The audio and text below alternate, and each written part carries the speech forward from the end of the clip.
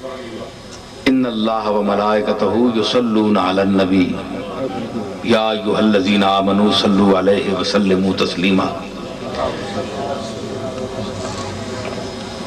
اللہ اور فرشتے نبی پر صلاۃ بھیجتے ہیں۔ صلاۃ کیا چیز ہے؟ اللہ کی طرف سے ہو تو رحمت ہے، ٹھیک ہے، لیکن رحمت کیا چیز ہے؟ کوئی شخص مجھے بتائے۔ گیس ہے، کوئی نور ہے، کوئی لائٹ ہے، کیا چیز ہے جو اوپر سے آتی ہے؟ کبھی کسی نے رحمت کو دیکھا ہے؟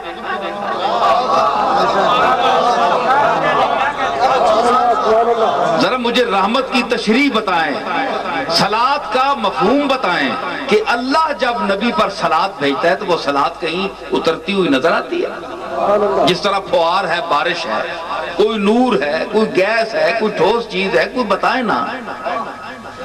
اس آیت پر آپ کا ایمان ہے کہ نہیں؟ ہر مسلمان کا ایمان ہے کہ نہیں کہ اللہ بھیجتا ہے نبی پر صلاۃ؟ صلاۃ نظر نہیں آتی، ہم بھی بھیجتے ہیں نبی پر صلاۃ، صلاۃ ہمیں سمجھ بھی نہیں صلاۃ کیا ہے۔ اللہ تو علم رکھتا ہے کہ صلاۃ کیا ہے، ملائکہ کو بھی اللہ نے علم دیا ہے کہ صلاۃ کیا ہے، لیکن ہم میں سے کچھ لوگ، اکثریت نہیں سمجھتی، خواص سمجھتے ہیں جن کو اللہ نے علم دیا ہے، وہ سمجھتے ہیں کہ صلاۃ کا کیا معنی ہے، مطلب کیا ہے، چیز کیا ہے، یہ اس کا پتہ چلے۔ تو آپ نے کبھی کسی چیز کو یوں اترتے ہوئے دیکھا ہے صلاۃ؟ نہیں۔ اس کے باوجود غیر مری ہوئی نا، نظر تو نہیں آتی صلاۃ۔ تو جو چیز نظر نہ آئے، آپ کہتے ہیں ہم اس دینے کو نہیں مانتے۔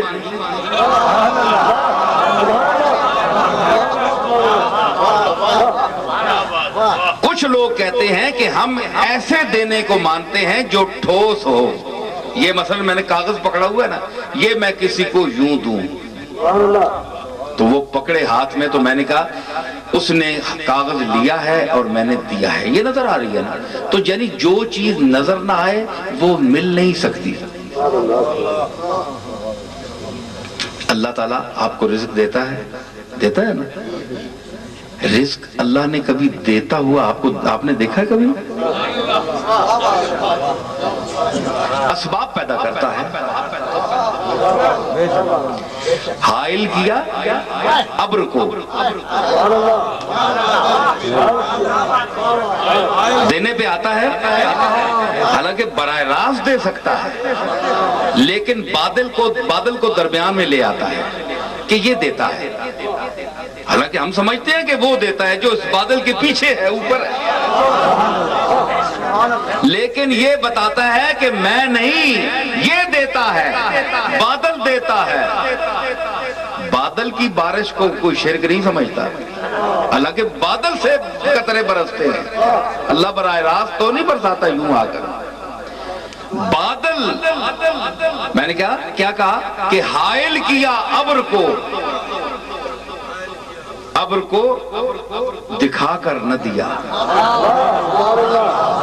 شان کریمی دیکھیے کہ وہ بادل کو حائل کرتا ہے، کریم مطلق ہے نا، تو وہ دیتا ہے لیکن حائل کر دیتا ہے کسی چیز کو، دکھا کر نہ دیا۔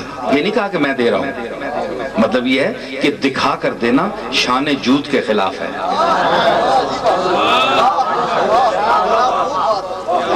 ورنہ بادل کو حائل نہ کیا جاتا ہے، وہ بادل کے بغیر بھی برسا سکتا ہے، کیونکہ ان اللہ علی کل شیء قدیر۔ کیا کل کے لفظ سے بادل خارج ہے؟ لیکن اسباب کی آڑ دی، اٹھا کر نہ دیا۔ لوگوں کو اس میں الجھا دیا کہ تم نوکری پہ جاتے ہو، تم دودھ لے جاتے ہو، تم یہ کام کرتے ہو، تم وہ کام کرتے ہو، تم تو دکان سے کماتے ہو۔ لوگوں کے ذہن میں دکان ڈال دی، لوگوں کے ذہن میں دفتر ڈال دیا کہ تم وہاں سے تنخواہ لاتے ہو، حالانکہ دیتا وہ ہے۔ یہ اسباب ہیں، اسباب کی آڑ دی، اٹھا کر نہ دیا، یوں کسی کو نہیں دیا۔ کتنا ہے اسے مانگنے والے کا لحاظ، کتنا ہے اسے مانگنے والے کا لحاظ، جو جس کو دیا سامنے آ کر نہ دیا۔ کریم مطلق کی شان دیکھیں کہ سائل کے منہ پر جو مانگنے کی وجہ سے شرمندگی کے آثار ہوتے ہیں اور خجالت کا پسینہ ہوتا ہے،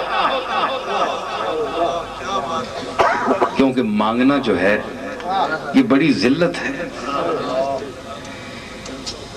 تو اس کے سامنے، حالانکہ کریم مطلق ہے، اسی سے ہم نے مانگنا ہے، اسی کے سامنے رونا ہے، وہ کہتا ہے مانگو، لیکن کتنا ہے اسے مانگنے والے کا لحاظ، جو جس کو دیا سامنے آ کر نہ دیا، اسباب کی آڑ دی، یہ ادھر ادھر، تو مطلب ہے کہ اس نے وہ دیتا ہے، وہی دیتا ہے، کیونکہ وہی داتا ہے اور وہی دیتا ہے، وہی داتا ہے اور وہی دیتا ہے۔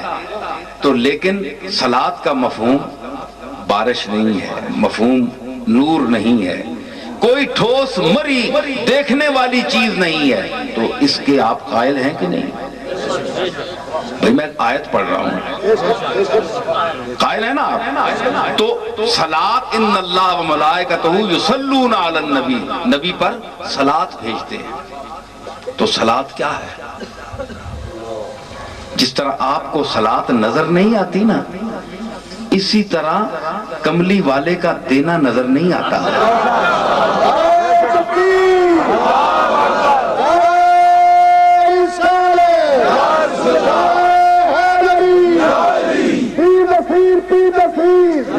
میں عرض کروں کہ اب میں کچھ لوگ کہیں گے کہ کملی والا کیا دیتا ہے؟ دنیا سے تشریف لے گئے، حجاب ظاہری آ گیا، آپ تشریف لے گئے دنیا سے، تو اب کیا دیتے ہیں؟ بھائی چلے زندگی میں تو آپ عطا فرماتے تھے، کسی کو چادر عطا فرمائی، کسی کو کیا عطا فرمایا، اب کیا ہے؟ یہ ایک سوال ہے۔ ہمارے علماء بریلوی حضرات اور مختلف انداز سے بات کو بیان کرتے ہیں، لیکن کوئی ایسی بات ٹھوس سامنے نہیں آتی کہ جس سے ہم سائل کے ذہن کو مطمئن کر سکیں۔ بس یہ بعض لوگ کہتے ہیں ہمارا بس عقیدہ ہے۔ بھائی کیا سرکار نہیں دیتے؟ یہ عقیدہ رکھو۔ میں کہتا ہوں یہ عقیدہ رکھو، لیکن سوچ کر رکھو، سمجھ کر رکھو کہ سرکار کیا دیتے ہیں اور کیسے دیتے ہیں۔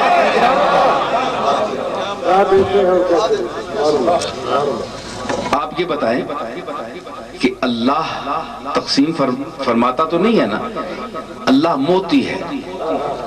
حضور نے فرمایا نا، اللہ موتن وانا قاسم۔ آپ کی ذات اگر نفع نہیں دیتی،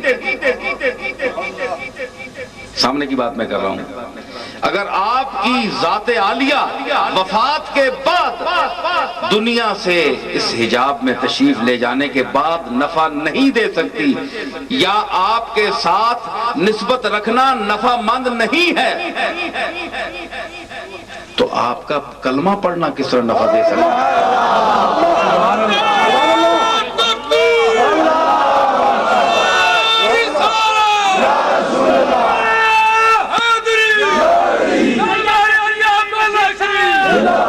نبی کا کلمہ پڑھنا کیسے نفع دے سکتا ہے؟ وہ تو دنیا سے چلے گئے، روپوش ہو گئے، تو اب آپ کلمہ پڑھتے ہیں تو کلمہ پڑھنے کو باعث ثواب سمجھتے ہیں کہ نہیں؟ بولے بھائی سارے حضرات سمجھتے ہیں نا؟ تو پھر نبی نے نفع دیا نا، نبی کی نسبت نے نفع دیا کہ نہیں؟ نبی نے وفات کے بعد بھی آج تک آپ کو نفع دیا اور دے رہا ہے، اور آپ کی نسلوں کو قیامت تک نفع دیتا رہے گا۔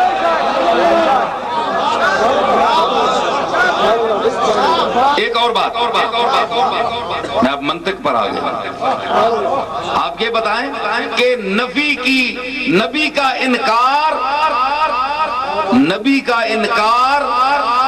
آدمی کو نقصان دیتا ہے کہ نہیں؟